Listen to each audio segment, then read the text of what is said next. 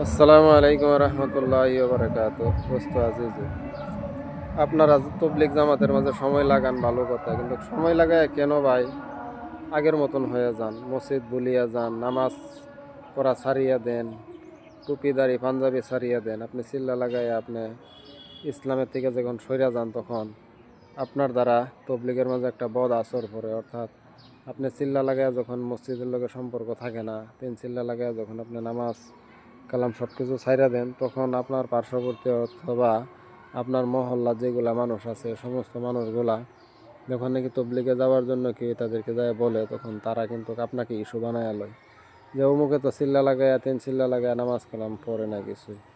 তো চিল্লা লাগাইলে ফায়দাটা কি? এই যে আপনার দ্বারা একটা বহুত বড় উম্মতের ক্ষতি হয়ে গেল। এই জন্য যারা চিল্লা লাগায় ইমান আমল ছাইরা দেন, তাদেরকে বলি আপনারা দয়া করে নিজের ইমান আমলকে সঙ্গে নিয়ে চলেন। দুনিয়ার জিন্দিগি হয়েছে কয়েকদিনের জিন্দিগি। আশা করি কথাগুলি বুঝে আসছে। হ্যাঁ, চ্যানেলটারে সবাই সাবস্ক্রাইব করবেন, এই চ্যানেলের পাশে থাকবার লেগে চেষ্টা করবেন। কিছু দিনের কথা আপনাদেরকে পৌঁছানোর সুযোগ যেন আমি পাই।